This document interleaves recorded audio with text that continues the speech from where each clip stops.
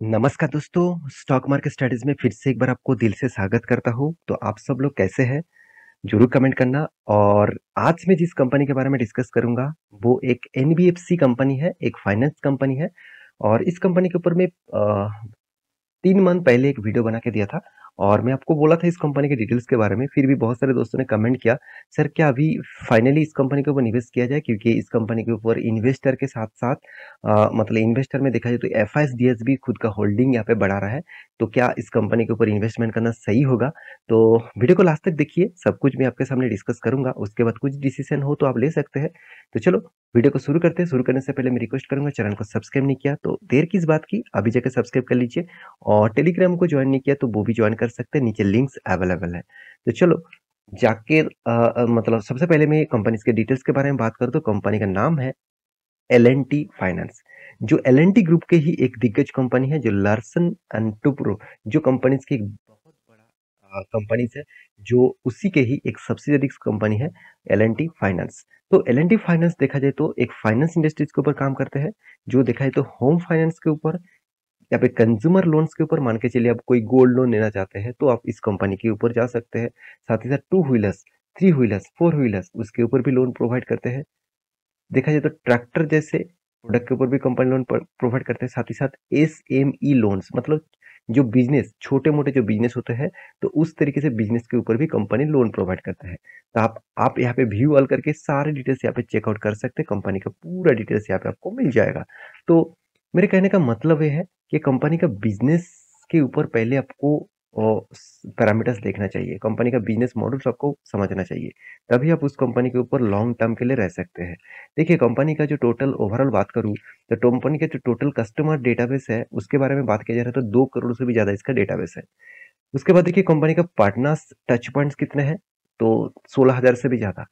तो overall book size कितना है, 88,400 करोड़ से भी ज़्यादा। और कंपनी का जो रेटिंग मिला, तो ट्रिपल ए रेटिंग मिला, और वो भी CRISIL से, और साथ ही साथ ICRA से और CARE से, इंडिया रेटिंग से इस सारे कंपनीज को ट्रिपल ए रेटिंग मिला। तो ये रेटिंग के मामले में भी अच्छा खासा रेटिंग देखने को मिला। तो सारे पैरामीटर्स यही बता रहे हैं कंपनी के स्ट्रेंथ के बारे में। तो क्या अभी सही में इस कंपनी के ऊपर निवेश करना सही होगा?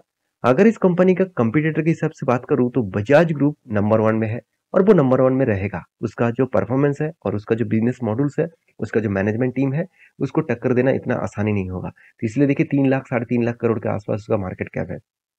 मगर यहाँ पे मैं बजाज ग्रुप के बारे में बात नहीं कर रहा हूँ। यहाँ पे बात कर रहा हूँ एल एंड टी, मतलब फाइनेंस के बारे में। एल एंड टी फाइनेंस के बारे में, जो एक होल्डिंग कंपनी है, तो वो 21,400 करोड़ के आसपास है। ऑब्वियसली एक लार्ज कैप कंपनी बना है, फिर भी इस कंपनी के ऊपर मैं एक बात जरूर कहूंगा, इसका जो कंपटीटर है ना, उससे टक्कर लेना इतना आसान नहीं होगा। क्योंकि बड़े बड़े दिग्गज प्लेयर है, जहाँ पे बजाज ग्रुप के 2 कंपनीज है, साथ ही साथ एसबीआई इतने बड़े कंपनी है, चोला फाइनेंस वो भी कितने बड़े कंपनी है, साथ ही साथ Shriram transport, sorry Shriram finance अभी बन चुके हैं, श्रीराम ट्रांसपोर्ट आगे पहले नाम था, तो आज बन चुके हैं श्रीराम फाइनेंस। तो मुथूट फाइनेंस, तो ये बड़े बड़े प्लेयर्स के साथ टक्कर इसको देना पड़ेगा। फिर भी एल एंड टी ग्रुप की कोई छोटा मोटा ग्रुप नहीं है, वो कोशिश करेगा इस कंपनी के ऊपर अच्छा खासा फायदा कराने के लिए। तो क्या सही में इस कंपनी बड़ा बनेगा? सही में इस कंपनी आपको एक लॉन्ग जर्नी के लिए आप इन्वेस्टमेंट सही होगा? तो चलो कुछ पॉइंट्स आपके साथ शेयर कर लेता हूँ। तो सबसे पहले कंपनी की जो इन्फॉर्मेशन है वो आपको बता दूं, तो कंपनी का मार्केट कैप 21,400 करोड़ के आसपास है। कंपनी का पी रेशियो मुझे बेस्ट लेवल में देखने को मिला, एकदम लो वैल्यूएशन के हिसाब से देखने को मिला। कंपनी का return of equity, return of capital employed उतना खास देखने को नहीं मिला है। तो कंपनी का जो डेप्थ है वो ऑब्वियसली 85,000 करोड़। आप कहेंगे सर 1,000 करोड़ का मार्केट कैप और 21,000 करोड़ का टोटल, सॉरी 21,000 करोड़ का मार्केट कैप और 1,000 करोड़ के आसपास इसका एनुअल इनकम, और कंपनी 85,000 करोड़ से भी ज्यादा ये मतलब कर्जा लेके रखा है, क्या सही में इस कंपनी के ऊपर निवेश करना सही होगा? तो मैं एक बात कहूँ, कंपनी का जो डेप्थ है वो डेप्थ आपको देखना चाहिए कंपनी का बिजनेस क्या है। कंपनी एक फाइनेंस बिजनेस के ऊपर काम करते हैं, एक एनबीएफसी है। तो एनबीएफसी हमेशा लोन लेकर ही दूसरों को लोन देते हैं। तो उसका काम ही लोन लेना और उसके बाद लोन बांटना, और उस लोन से जो इंटरेस्ट आएगा वो खुद का लोन मिटाएगा, उसके बाद खुद का इनकम होगा। तो मान के चलिए कंपनी ने लोन उठाया 5% से और दूसरों को लोन बांट रहे हैं 8% से, तो यहाँ पे जो 3% का जो प्रॉफिट होगा, तो वो 3% यहाँ पे कंपनी प्रॉफिट जेब में रखेंगे। तो उसके बाद खर्चा भी है, बहुत कुछ है। तो वो बात नहीं है, फिर भी मैं कहूंगा कर्जा यहाँ पे मेजर नहीं करता। आपको देखना है कंपनी का परफॉर्मेंस किस तरीके से हो रहा है कर्जा लेने के बाद भी। मुझे बेस्ट पॉइंट लगा कंपनी का डेटोस पे बहुत अच्छा लगा। कंपनी का मार्केट कैप टू सेल्स बता रहा है, कंपनी का वैल्यूएशन एकदम ठीक ठाक है। हाँ, पैक रेशियो मुझे वीकनेस में लगा। कंपनी का देखिए इंटरेस्ट कवरेज उतना खास नहीं है, एसेट के ऊपर कंपनी उतना खास प्रॉफिट नहीं कर पा रहा है, एसेट नेगेटिव में है।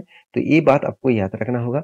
साथ ही साथ और एक पॉइंट्स ऑफ व्यू से मैं आपको बता दूं, कंपनी की जो प्रॉफिट एंड लॉस है वो हर साल कंपनी खुद का जो सेल्स है उसको मतलब कंटिन्यू नहीं कर पा रहा है। कभी देखिए 8,000 करोड़, कभी 10,000, कभी 13,000, कभी 14,000, फिर से 11,000, फिर से 12,000। इसका मतलब प्रॉफिट जो मार्जिन है ना, सॉरी सेल्स का जो मार्जिन है, वो सेल्स का जो जो जितने सेल्स कर रहा है वो सेल्स का इधर उधर देखने को मिल रहा है।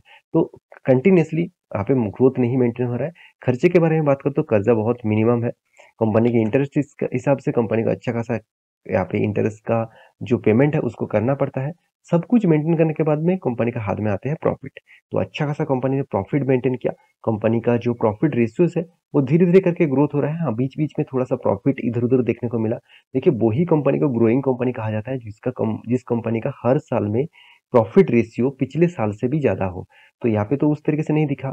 तो पहले 3,000 था, 2,000 था, अभी 1,400 हो गया। तो इस तरीके से चेंजिंग वो दिखा रहा है। तो यहाँ पे जो प्रॉफिट का नेट प्रॉफिट का मार्जिन है वो आपको इस तरीके से दिखेगा। तो कंपनी आपको शायद रिटर्न आपको अच्छा खासा दे। कंपनी का सेल्स ग्रोथ प्रॉफिट ग्रोथ में अभी भी बहुत बड़ा कमियां देखने को मिला है। तो रही बात कंपनी का बैलेंस शीट के, तो बैलेंस शीट के बारे में बात करूं, कंपनी का जो रिजर्व है वो रिजर्व देखेंगे तो हर साल इंक्रीज होता जा रहा है। कंपनी का जो रिजर्व है उस हिसाब से कंपनी का जो कर्जा है वो उस कर्जे को वो मिटा नहीं पाएंगे। तो रिजर्व बहुत कम है, कंपनी का कर्जा बहुत ज्यादा है। तो रही बात कंपनी का फिक्स्ड एसेट में, क्या एसेट बेचकर कंपनी पैसा दे पाएंगे? बिल्कुल भी नहीं। कोई भी लैंड नहीं है, कोई भी बिल्डिंग नहीं है, कोई भी प्लांट एंड मशीनरी नहीं है, कोई भी इक्विपमेंट नहीं है। तो एकदम छोटा मोटा है, ना के बराबर है। तो उस हिसाब से भी कंपनी कर्जा नहीं मिटा पाएंगे। तो कंपनी का कैश फ्लो क्या बता रहा है? देखिए मैं बार बार बोलता हूँ, कोई भी फाइनेंस कंपनी के ऊपर अगर कैश फ्लो आपको यहाँ पे नेगेटिव दिखे तो आपको चिंता करने का जरूरत नहीं। फाइनेंस कंपनी काम ही है, जितना पैसा आएगा फटाफट उस पैसे को फिर से वो लोन के हिसाब से बांट देंगे। तो इस हिसाब से वो साइकिलिंग के हिसाब से चलते रहते हैं। तो उसमें आपको ये देखना नहीं है कि कितना पैसा आया, कितना पैसा वो प्रॉफिट दिखाया और कितना पैसा हाथ में आया। अगर यहाँ पे नेगेटिव भी होता ना तो कोई बात नहीं, उसको आप कंसिडर जरूर कर लेते। तो यहाँ पे देख सकते हैं कंपनी का शेयर होल्डिंग पैटर्न। तो सबसे पहले शेयर होल्डिंग पैटर्न में बात करूँ तो देखिए इस कंपनी के ऊपर एफआईएस जो पहले 10% होल्डिंग करके रखे थे, बीच में वो माल बेचा था, 6% के आसपास होल्डिंग था, 6 साढ़े 6% के आसपास। तो इस बार दिसंबर माह में कंपनी धमाका जैसा एफआईएस ने माल उठाया 11.5% के आसपास। डीएस के भी सेम, डीएस भी 5.5% के आसपास था, अभी 6% के आसपास हो चुके हैं। पब्लिक के पास 20% के आसपास होल्डिंग था, अभी 16% के आसपास होल्डिंग देखने को मिला। तो ये पॉइंट ऑफ व्यू से देखा जाए तो पब्लिक माल बेच रहा है, उसका फायदा इंस्टीट्यूशन उठा रहा है, क्योंकि प्रोमोटर भी देखिए खुद का होल्डिंग बढ़ा चुके हैं। पहले 63% के आसपास होल्डिंग था, आज कितना 66% के आसपास होल्डिंग बन चुके हैं। तो रही बात इस कंपनी के होल्डिंग के बारे में, एक पॉइंट के व्यू से मैं दिखा दूं, अक्टूबर से लेकर फरवरी तक हर मंथ में कंपनी के ऊपर म्यूचुअल फंड कंपनी लगातार बाइंग करते जा रहा है। म्यूचुअल फंड कंपनी बाइंग करते जा रहे हैं, कभी भी सेल नहीं किया, कंटिन्यूअसली बाइंग कर रहे हैं। इसका मतलब एक स्टेबिलिटी कंपनी के ऊपर देखने को मिल रहा है। तो कंपनीज के ऊपर मैं बात करूं तो कंपनी के शेयर होल्डिंग पैटर्न में एक चीज आप देखेंगे तो म्यूचुअल फंड कंपनी देखिए बीच में कोविड के बाद 2021 के दिसंबर के बाद कंपनी लगातार बाइंग करते जा रहा है। म्यूचुअल फंड कंपनी लगातार बाइंग करते जा रहा है, उसके साथ एफआईएस भी अच्छा खासा माल इस दिसंबर माह में उठा चुके हैं। तो मैं जरूर कहूंगा कंपनी के ऊपर फोकस रखिए एज ए लॉन्ग जर्नी के लिए। शॉर्ट टर्म में कुछ भी हो सकता है, लॉन्ग टर्म में आपको अच्छा खासा फायदा दे सकते हैं कंपनी। तो फिर भी फाइनेंस कंपनी है, हाई रिस्क जोन में काम करते हैं, हमेशा इकोनॉमिकली और ग्लोबली मार्केट के ऊपर डिपेंड करके काम करते हैं। तो इसमें थोड़ा सा आपको झटका लगेगा, क्योंकि कोविड के बाद उतना शानदार मोमेंटम इस कंपनी ने नहीं दिखाया जो दिखाना चाहिए था। तो मैं इसलिए इस कंपनी के ऊपर एक वीकनेस पॉइंट आपको जरूर कहूंगा, क्योंकि कंपनी में अभी भी वीकनेस है। जिस तरीके से 200 डेज के नीचे कंपनी ट्रेड कर रहे हैं, मेरे हिसाब से फिर से एक बार गिरावट का माहौल भी देखने को मिल सकता है। तो बाकी आपका क्या राय है मुझे जरूर कमेंट करना। हाँ, मैं जरूर कहूंगा मेरे पास इस कंपनी का हिस्सेदारी अभी नहीं है, मैं ट्रेडिंग के पर्पज में काम करता हूँ। इन्वेस्टमेंट करने के लिए इस कंपनी के बारे में मैं नहीं सोचा हूँ। तो बहुत सारे दोस्तों ने कमेंट किया, तो इसलिए मैं इस वीडियो आपके सामने लेके आया। तो मेरे इस वीडियो से आपको कुछ इन्फॉर्मेशन अच्छा मिले तो प्लीज लाइक करना, चैनल को सब्सक्राइब करना। मिलते नेक्स्ट वीडियो में, तब तक के लिए अच्छे से रहिए, अपने ख्याल रखिए, बाय बाय।